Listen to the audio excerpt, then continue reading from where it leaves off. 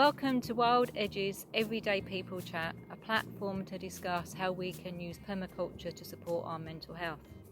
My guest this week is Chris Warburton Browne, the Climate Coordinator for the Permaculture Association UK and a trustee of Scotswood Community Garden in Newcastle.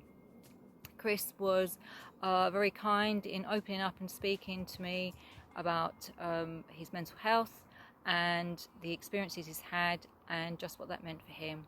So without further ado, let's chat. So I'm Chris Warburton Browne. I'm the Climate Action Coordinator at the Permaculture Association, and I'm also a trustee at Scotswood Garden in Newcastle. I'm 50. I live in the east end of Newcastle. I have 2 daughters and a very lovely wife. That's a very potted introduction to me. I think that's all the main things.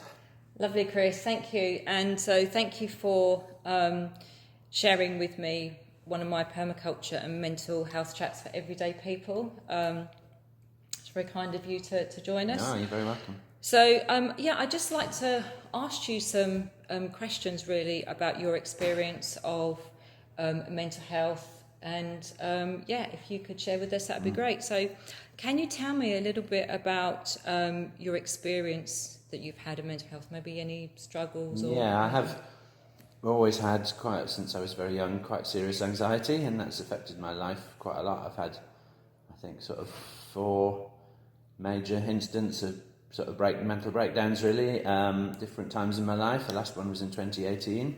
So, I guess from the age of about 9, it comes and goes. So there's been different periods. There's been periods when I've been absolutely fine, and then other periods where I haven't really been able to manage my life. And probably the worst one actually was 2018, while I was working at the Permaculture Association. My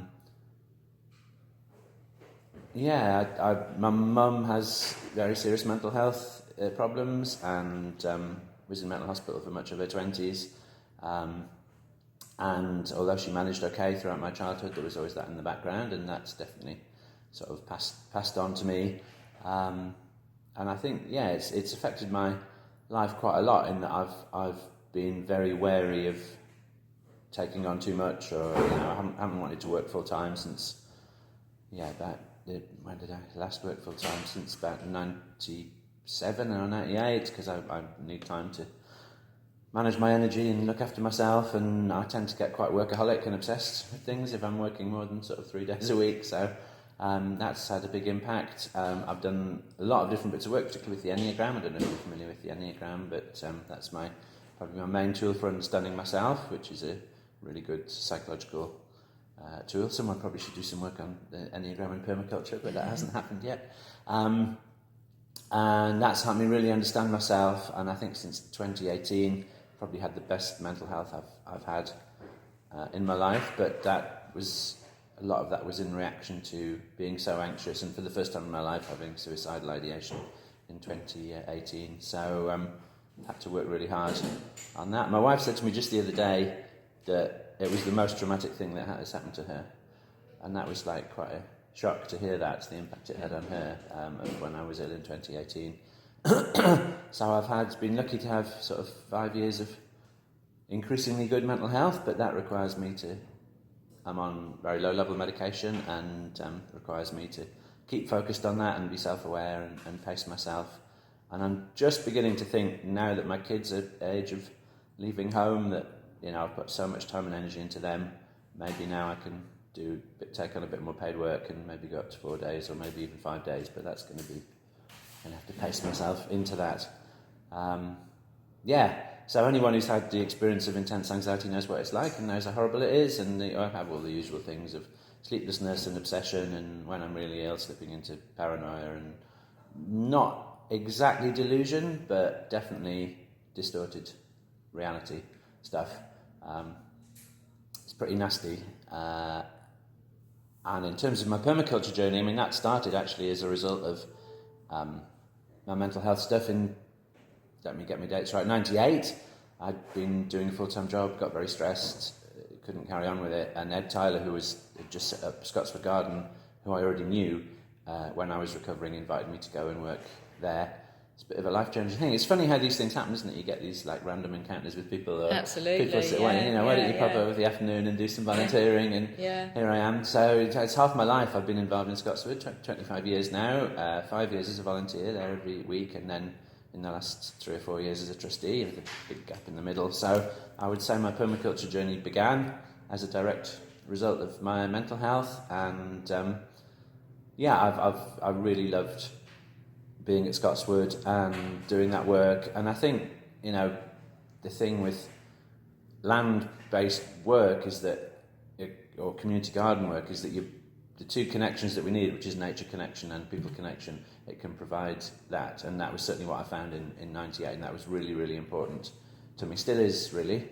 I think, to me, permaculture is a vehicle for delivering those two things. It's not really an end product. The end destination is about connection to the environment and connection to people, and my experience is that the best way of doing those two things is through community growing together.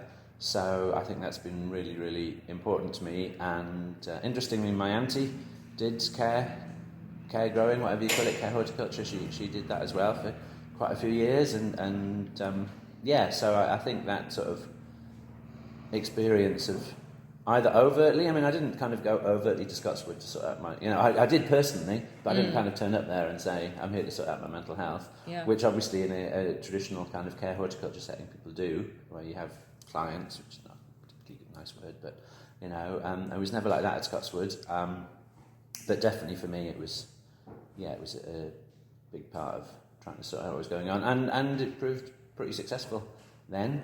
I don't know what other questions you. No. So thank you. Actually, that's fantastic, because one of the questions I'm going to ask is really, have you used permaculture and has it supported you? And you very much clarified that that's been a big part of your life, and that really and truly has supported you to where you are today. I still have the question, and it's kind of what I'm working on at the minute in terms of my mental health, about how much is management and how much is healing. And if you get into the neurobiology, it's quite clear that most of us who have mental health issues actually have, you can show it on brain scans and stuff, we clearly have physical, it expresses itself physically. So that kind of old idea of pull yourself together and buck up and carry on, is not really possible. But then that raises the issue of, well, if you've got a broken leg, you can't run a marathon while you've got a broken leg, but you assume you're going to be able to heal the broken leg. So with the neurobiology, is it possible to actually heal that, or is it just possible to manage that? And I think most of my life I've been in a place of management, which I would call surviving, and these last 5 years I've been much more interested in thriving, and I'm still exploring what that means and the extent to which it's possible to actually get better from mental health conditions. Are they always there? Obviously the primary thing you need to do is manage that, because that is about survival, and you can't thrive before you survive. So I think, I want to be careful what I say, because who knows what the future holds, but I think I've got the survival kind of sorted out now. I think I know how to look after myself, much better at recognising my limits, knowing what my triggers are, knowing the sort of behaviours. It's really about, firstly, observing yourself and detaching from the anxiety and recognising it's not necessarily real, and watching it go past. And then the other thing is taking action early, rather than waiting till it reaches a crisis point. Absolutely. And being prepared to say, I need some time off, or I need to do this, that, or the other. I need to know what my happy places are and all that stuff. So that's surviving. And I think, I probably would have said that before 2018 as well, so I don't want to sound too naive. But I think I'm feeling now that I'm pretty good with the surviving. And now I'm really interested in, how can you come to thrive if you've got serious mental health or had a history of serious mental health stuff. It is okay just to be conscious every day and to be surviving every day and thinking about that. That's much better than being ill. But to what extent can you actually come to thrive? And I think I've started to do that much more. I think the key thing is just being much less hard on yourself. Just accepting the fact that not beating yourself up, and actually just saying, I'm much happier if I'm not beating myself up. And then you can start to thrive. You find the things that you really enjoy, be a bit selfish in a good way. And for me, social connection remains really, really important, but then I'm actually an introvert. So It's learning to balance really important social connection, but also recognising that I don't naturally get energy from that. I get mental well-being from that, but not energy. So really important to balance that. And I think in the past, a lot of what's happened for me is thinking that because social connection is so important, it's kind of throwing myself into that and then getting burnt out, because actually I need that alone time. That introversion is really, really important to recharge my batteries. So that's where I'm at. Where does permaculture fit in today? I mean, that's a really interesting one. Do I overtly use I mean, I think the ethics for me, permaculture, are really crucial, and I find the ethics are so cross-cutting to any religious belief or philosophical belief, or if you can agree on those three ethics. You can be a Muslim or a Christian or an atheist and agree those three things, and I think that's really good for me to not be kind of ideological about that. That really helps my mental health to say, self-care, of course, is the fourth one, the missing one. Trying to get a balance between those things and being much less kind of caught up in an ideological thing, but just being quite relaxed and calm and saying, how am I delivering those ethics? Where am I getting my people care from? For me, where am I doing my people care? Self-care. So I think I'm really into the ethics, and I think they're really powerful, and they do allow people with quite different views or ideologies, or whatever you want to call them, life views, to come together and share those things, and that's great. And also perhaps feel a lot better about the world, because instead of thinking, oh, it's full of terrible people, you think actually most people are doing people care or earth care or fair share or self-care in their different ways, and you can look for that in people. So I think that gives you quite an optimistic view, and I think permaculture is very optimistic. I think solutions focused stuff, really, really positive. I'm not sure that I really use the principles for my mental health. I would say the biggest thing I've got is the community. Working in the staff team at the association is amazing. It's like a family, really. We all look after each other. Has its ups and downs. I mean, it is like a family in that we, absolutely, good and all bad. families, yeah. So I think that's probably, and I'd be interested to know what other people say about this. For me, it's about like the feeling of meeting the tribe that you've been looking for, or other people who understand your way of seeing the world. Yeah. I think a lot of people find a home in permaculture. And for me, that has been really, really important. And again, that social connection. And then you don't have to explain stuff, because people already understand what you're on about and are coming from a similar place. So instead of fighting with the world all the time, you kind of... That connection is just there, isn't it? You're Yeah, connecting and you're feeling supported and you're working together on things, and that's really powerful. So I think for me, the ethics and the connection, that deep connection with people, are really important. Probably practices, much less so, if I'm honest. Practices and principles. I would take that from the enneagram much more than from permaculture.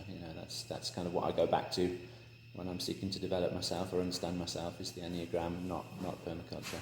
Okay, thank you. So, yeah. And one last thing, Chris. Is there anything else that you would like to share with us that you think is really important? I mean, if I really got into my mental health journey, we'd be here till midnight. It's like 50 years of my life. I would say probably the one thing that my experience, and I think a lot of people with mental health, is to be kinder on yourself. For me, reading Vessel van der Kolk's book, The Body Keeps the Score, which is about the neurobiology of mental health, was a light bulb moment really in 2018 of realising, oh, actually I am quite damaged and I carry that with me, and it is like a broken leg, and I need to stop thinking about it as something that, I'm not good enough, or, why can't I sort this out, or just like wheeling away your anxiety, which is just, you can't do. So that helped me be much kinder to myself, and to realise that, what I've had in my childhood and upbringing is formed me in certain ways, and I need to be gentle on myself and learn how I can live with those limits. So if anyone's struggling, I would say, be kind to yourself, accept yourself for who you are. Don't constantly beat yourself up, and if you need a day under the blankets, that's all right, and find the things that feed you rather than the things that you have to feed. I mean, I think that's really, really important, to find the things which nourish you rather than pushing yourself or giving all the time, or feeling angry with yourself or with the world, or all of that stuff. Just come into a place of self-forgiveness, and it is about kindness, it's about self-care. It really is. Yeah. Thank you. Thanks, welcome. Chris. Thanks very much for sharing your story. Thank you. I hope it's been useful. Thank you. Take care, everybody. Bye. Bye. Thanks to Chris for sharing his story with us and for being part of our Everyday People Permaculture and Mental Health chat. I'll be sharing resources and links in the details, and you can find out more about what we do at wildedges.com. And watch out for another one of our Everyday People Permaculture and Mental Health chats. And take care of yourself. Speak to you soon. Bye.